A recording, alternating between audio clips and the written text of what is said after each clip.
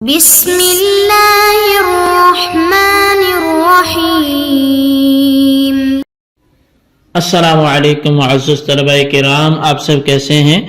آج ہم نور الانوار کے سبق نمبر 228 کو پڑھیں گے۔ آج کے ہمارے سبق کا عنوان ہے مشکل کی تعریف اور اس کا حکم۔ آج کے سبق سے پہلے ہم نے خفی کی تعریف بھی پڑھی، اس کا حکم پڑھا، پھر اس کی مثال پڑھی، اس کو ہم نے اپلائی بھی کیا، مثال کا انطباق بھی کیا۔ تو خفی، مشکل، مجمل، متشابہ، چونکہ یہ چار اقسام ہیں جو ظاہر، نص، مفسر، محکم کے متقابلات ہیں، تو ہم نے ایک مقابل پڑھا ہے جو ظاہر کے مقابل خفی آتا تھا۔ اب مشکل کو پڑھ رہے ہیں تو یہ نص کے مقابل ہوتا ہے، جیسا کہ اس کے حوالے سے گفتگو ہماری ہوئی ہے۔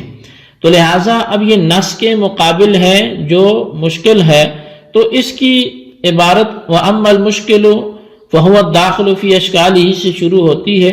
تو آئیے سب سے پہلے عبارت پڑھ کر ترجمہ کرتے ہیں، اس کے بعد اس کی وضاحت کی طرف بھی بڑھتے ہیں۔ تو بہرحال آج کے سبق میں ہم پڑھیں گے دو باتیں ہی، ایک مشکل کی تعریف پڑھیں گے، دوسرا اس کا حکم پڑھیں گے۔ وَأَمَّا الْمُشْكَلُ فَهُوَ الدَّاخِلُ فِي أَشْكَالِهِ أَيِ الْكَلَامُ الْمُشْتَبَهُ فِي أَمْثَالِهِ، اور مشکل وہ کلام ہے جو اپنے جیسے بہت سے کلاموں میں گھل مل جائے، یعنی وہ کلام جو اپنے جیسے کلاموں سے ملا جلا رہتا ہے۔ فَهُوَ كَرَجُلٍ غَرِيبٍ اخْتَلَطَ بِسَائِرِ النَّاسِ بِتَغْيِيرِ لِبَاسِهِ وَهَيْئَتِهِ، تو پس وہ اس عجیب شخص کی طرح ہوگا، پردیسی شخص کی طرح ہوگا کہ جو سارے لوگوں میں مل گیا ہو، گھل مل گیا ہو اپنے لباس کو بدلنے کے ساتھ اور اپنی حیت کو بدلنے کے ساتھ۔ فَفِيهِ زِيَادَةُ خِفَاءٍ عَلَى الْخَفِيِّ، تو پس مشکل میں خفی کی بنسبت زیادہ خفا ہے۔ فَيُقَابِلُ النَّصَّ الَّذِي فِيهِ زِيَادَةُ ظُهُورٍ عَلَى الظَّاهِرِ، تو پس یہ مقابل ہے اس نص کا کہ جس میں ظاہر کی بنسبت زیادہ ظہور ہے۔ فَلِهَذَا يَحْتَاجُ إِلَى النَّظْرَيْنِ، پس یہی وجہ ہے کہ یہ دو نظروں کا محتاج ہوتا ہے، دو دفعہ غور و فکر کا محتاج ہوتا ہے جو مشکل ہوتا ہے۔ تو الطلب ثم التأمل على ما قال، پہلے تو طلب کا محتاج ہوتا ہے اور طلب کے بعد پھر تأمل کا بھی محتاج ہوتا ہے اس بنیاد پر جو مصنف نے فرمایا۔ وَحُكْمُهُ اعتقاد الحقیۃ فیما هو المراد ثم الاقبال على الطلب والتأمل فيه الى ان يتبين المراد، اور مشکل کا حکم اس کلام سے شارع کی مراد کے حق ہونے کا اعتقاد رکھنا ہے، پھر طلب کی طرف متوجہ ہونا اور اس میں تأمل کرنا یہاں تک کہ مراد ظاہر ہو جائے، یہ مشکل کا حکم ہے۔ ای حکم المشکل اولا هو اعتقاد الحقیۃ فیما کان مراد اللہ تعالی بمجرد سماع الکلام ثم الاقبال على الطلب ای انہ لأی معان یستعمل هذا اللفظ ثم التأمل فیہ بأنه أي معنى يراد هاهنا من بين المعاني فيتبين المراد، یعنی کہ مشکل کا حکم یہ ہے کہ سنتے ہی سب سے پہلے اس کلام میں اللہ تعالیٰ کی جو مراد ہے اس کے حق ہونے کا اعتقاد ہو، یقین ہو، پھر طلب کی طرف توجہ ہو، یعنی یہ کلام کس کس معنی میں مستعمل ہے، پھر اس میں یہ تأمل کرنا کہ اس جگہ معانی میں سے کون سے معنی مراد ہیں، پس کلام کی مراد واضح ہو جائے گی۔ جی طلبہ کرام، یہ ہمارے آج کے سبق کی عبارت اور اس کا ترجمہ تھا جو آپ نے سماعت کیا۔ اب آئیے اس کی وضاحت کی طرف بڑھتے ہیں۔ تو سب سے پہلے مشکل کی، چونکہ ہم نے تعریف پڑھی، حکم بعد میں پڑھا ہے، تو تعریف کے حوالے سے یہ بات ذہن میں رکھیں، جیسے عرض کیا گیا کہ 4 مقابلات ہیں نا، تو ان میں سے یہ دوسرا مقابل مشکل ہے۔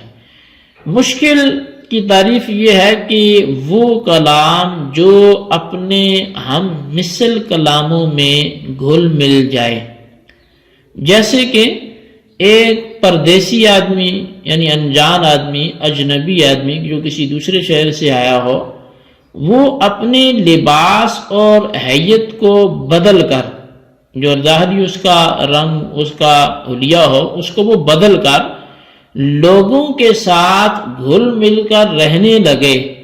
مثال کے طور پر ایک ہندوستانی مسلمان جو داڑھی نہیں رکھتا، اب اگر وہ پاکستان آتا ہے تو یہاں آ کر وہ داڑھی رکھ لیتا ہے، اور پاکستانی جو لباس ہے، شلوار قمیص یا شلوار کرتا، وہ اس کو بھی پہن لیتا ہے، ٹوپی پہن کر یہاں رہنے لگتا ہے، اور یہیں کی زبان اور انہی کی لب و لہجہ میں وہ گفتگو بھی کرنے لگتا ہے۔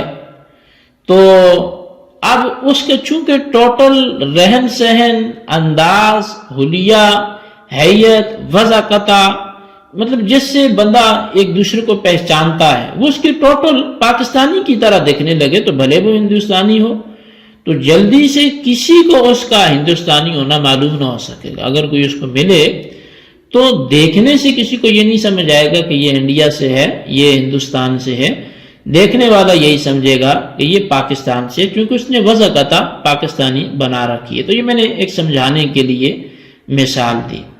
ہاں اللہ یہ کہ اس سے معلوم کیا جائے، تو پس معلوم کریں گے تو وہ بتائے گا۔ اولاً دیکھنے والا اس میں خفا میں پڑ جائے گا، مشکل ہو جائے گا اس کے لیے کہ وہ پہچان سکے۔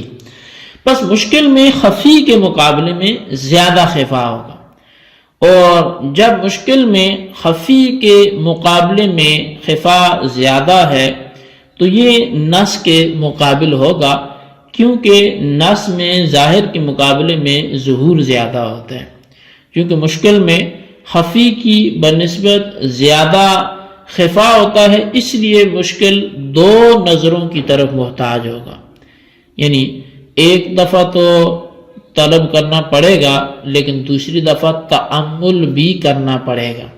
یعنی اہل اصول نے مشکل کی تعریف یہ کی ہے کہ مشکل وہ کلام ہے جو متعدد معانی کا احتمال رکھتا ہو، لیکن ان میں سے ایک معنی مراد ہوں، مگر وہ معنی انہی معانی متعددہ میں مل جل گیا ہو، بس اس ملنے جلنے کی وجہ سے وہ معنی پوشیدہ ہو گیا ہو، اور جو پوشیدہ ہے تو پہلے اس کو طلب کریں گے کہ وہ ہے کدھر، اور پھر اس میں تأمل کریں گے کہ وہ کون سا ہے۔ تو لہٰذا مشکل 2 نظروں کا محتاج ہوتا ہے۔ اب مصنف علیہ رحمہ نے پھر اس کا حکم بھی بیان فرمایا۔ تو مشکل کا حکم یہ ہے کہ سب سے پہلے کلام کے سنتے ہی اس بات کا اعتقاد ہو کہ اس کلام سے اللہ تعالی کی جو مراد ہے وہ حق اور واقع کے مطابق ہے۔ اس کے بعد طلب کی طرف متوجہ ہو، یعنی یہ معلوم کرے کہ یہ لفظ کس کس معنی کے لیے مستعمل ہے، پھر یہ غور کرے کہ اس جگہ کون سے معنی مراد ہیں۔ بس اس طلب اور تأمل کے بعد کلام کی مراد ظاہر ہو جائے گی۔ لیکن اگر مشکل کے حکم کا خلاصہ ہم کریں تو چونکہ مراد واضح نہیں ہوتی، لیکن جیسے سنے تو اس کے حق ہونے کا یقین پہلے رکھ لے کہ یہ اللہ کا کلام ہے، جو بھی مراد ہے وہ حق ہے، وہ سچ ہے، تو یہ عقیدہ پہلے رکھ لے۔ اس کے بعد پھر اس کی کون کون سے معنی ہیں یہ طلب کرے، کتنے معنی ہیں، 10 ہیں، 20 ہیں، 4 ہیں، 2 ہیں۔ جب معنی مل گئے تو اب تأمل کرے کہ یہاں کون سا مراد ہے۔ تو یہ مشکل کا حکم تھا۔ تو برحال جی یہ ہمارے آج کے سبق کی عبارت ترجمہ اس کی وضاحت تھی جو آپ نے سماعت کیا، اس کو اچھی طرح سمجھیں، اس کو یاد رکھیں، بالخصوص ان سوالات کے جوابات بھی دیں۔ سوال نمبر 1 یہ ہے کہ مشکل کی تعریف بیان کریں، اور سوال نمبر 2 یہ ہے کہ اس کا حکم بیان کریں۔ اللہ تبارک و تعالیٰ سے دعا ہے جو کچھ ہم نے پڑھا سنا اسے یاد رکھنے کی توفیق نصیب فرمائے، آمین بجاہ النبی الامین صلی اللہ علیہ وسلم۔